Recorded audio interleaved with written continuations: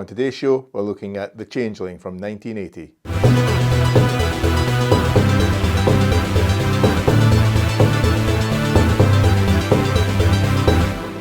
Sort of haunted house horror sort of thing, maybe. It was kind of marketed as a horror film, but it's more of a psychological mystery. Yeah. And it came out around about the same time as a few other haunted house horror types. Yeah.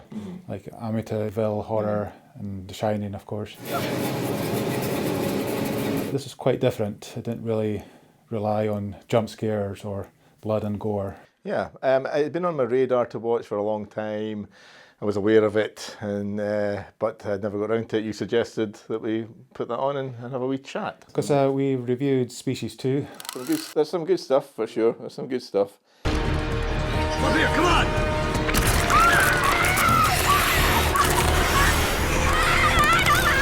Okay, so this was the connection. Same director. Same director. Okay. Because that film, I felt like it had a kind of classic sensibility in terms of how it was shot. Species 2? Yeah. Okay. Maybe not anything else about it, but No. the way it was shot, it sensed Okay. old school kind of filmmaking. I was thinking, oh, this guy's done stuff before, and right enough. The Changeling, I think, is his most famous Okay. film. Yeah. And it's a cult classic, even though I didn't know much about it. Quite successful from what I read. And there's a lot to admire about it. But I did kind of enjoy that it kind of took you on a little bit of a journey. Yeah. And couldn't quite predict where it was going to go. It didn't really have the classic horror haunted house tropes. Sure, we'll get into it then, will we?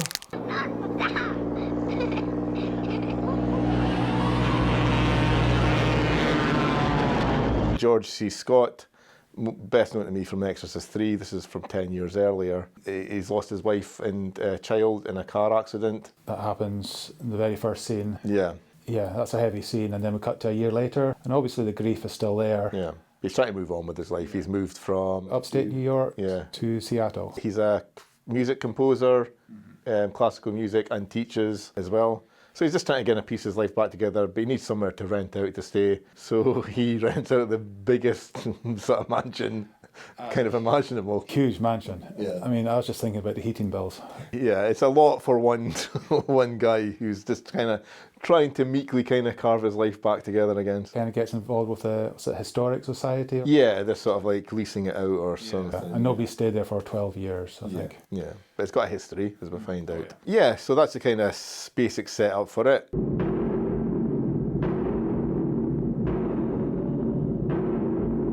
I thought it was going to maybe be, is this really a haunted house, or is this, all in his mind, sort of tackling his demons sort of thing?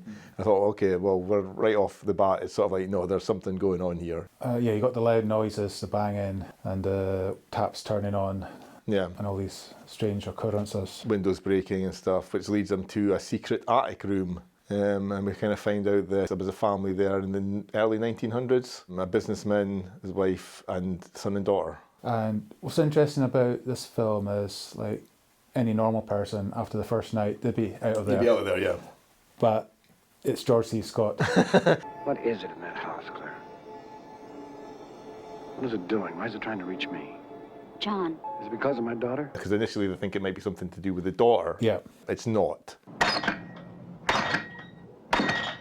Yeah, I think he maybe wants to kind of get some closure on this case because it would maybe help him a little bit. So I kind of bought into that a bit more than if he'd just been a regular dude just going into this place and then suddenly after 2 nights it's like all this stuff's happening. You'd be like, yeah, I'd like a different place, please. Yes. But no, it doesn't bother him. He's just, I'm going to figure out what's going on. Aye. And I kind of half bought into that. I was kind of, okay, fair enough.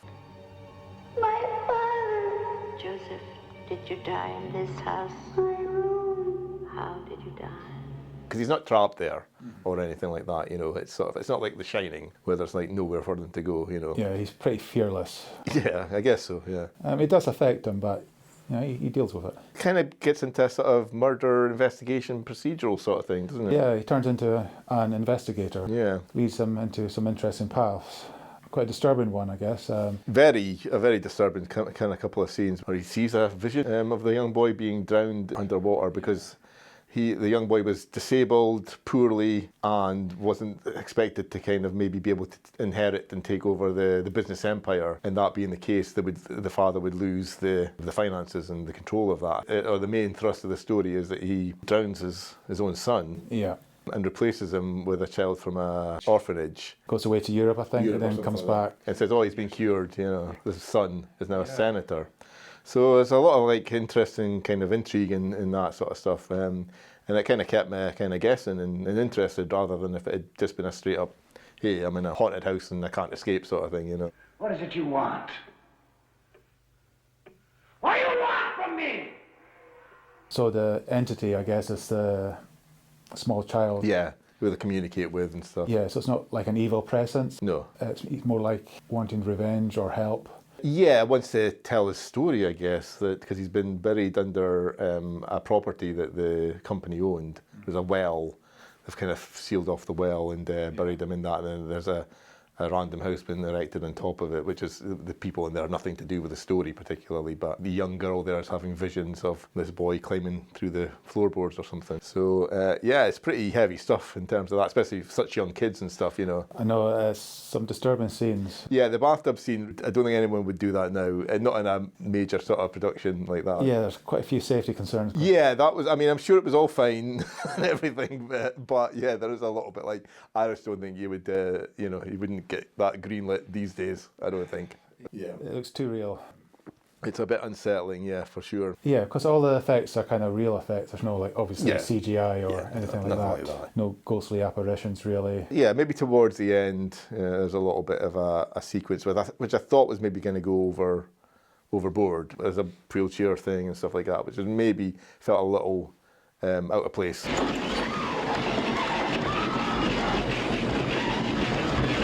But it was fine. It wasn't too much, you know. It wasn't way over the score or anything. But it felt like maybe, yeah, did it need that? I'm not really sure. Probably not. It was doing so well without that kind of stuff. Yeah.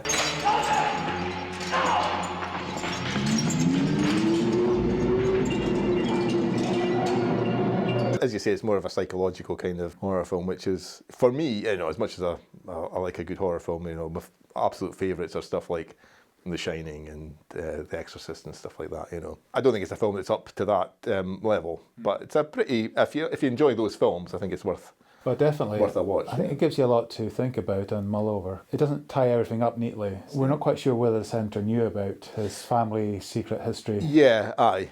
That's what I thought as well. I was like, does he know and he's just like, not, he's buried it deep, or is he unaware of this? Because he could be. He's kind of born into power, really. Yeah.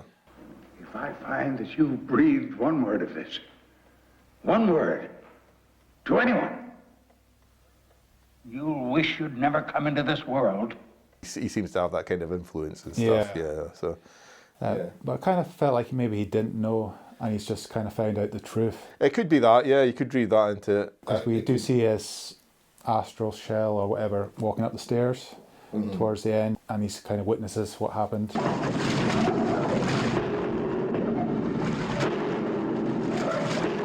And obviously what happens to the spirit of the boy in the end, the house goes up in flames, which was quite amazing spectacle. Yeah, I was surprised by that sort of shot. I was like, wow, did they really do that? I don't know. Well, I looked into it, and they built, the front of the house. Oh, okay. And the interior, all that's a set as well, so it's all built, and it looked phenomenal. Maybe the spirit of the boy's free now. It's more like George C. Scott's trying to do that because he realises that the police, the detectives, they're not really going to be turning every stone over a case that, happened at this point 70 years ago. Yeah. The dad who committed this atrocity has long passed anyway, so yeah, they're not going to be solving this case. So at points he holds back information from the police so that he can kind of continue to bring justice, I suppose. Bring justice to a ghost. Yeah, I guess so, yeah. And just tell the truth, let the truth have its day, I suppose. Yeah, and based on a true story.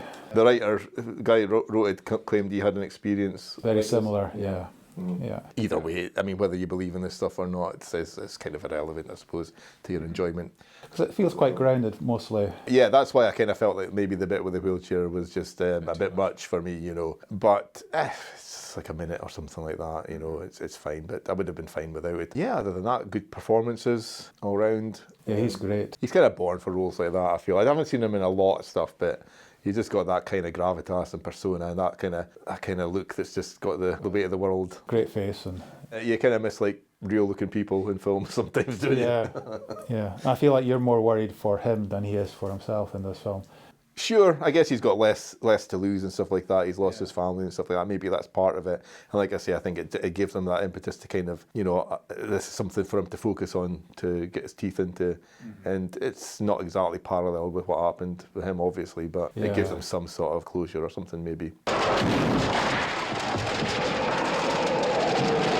And I thought the sound design was amazing at certain points. And probably one of the scariest moments. The moment that gave me a chill was a bit of the ball.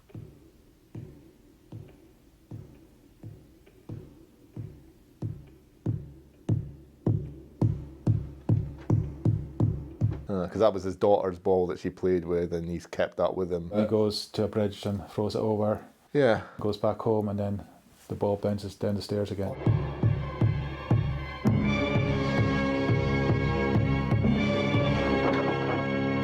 But nice and simple as well. Yeah, yeah. So that kind of stuff. So yeah, this was a nice little suggestion. I will give it 3.5 logs, I think. Yeah, I might revisit this in the future. Yeah. There's a lot going on. I was thinking about it the next day. I woke up this morning after watching it last night, and it's like it's back in your mind again, which is usually a pretty good sign that a film's kind of made a mark, So yeah, I'm going to agree with you. On a first viewing, 3.5. I think possibly it could go up a half if I watch it again and you get a bit more out of it, as these things often do. A film like that's got a bit more kind of layers to it and stuff. Yeah, definitely. So 3.5 for The Changeling.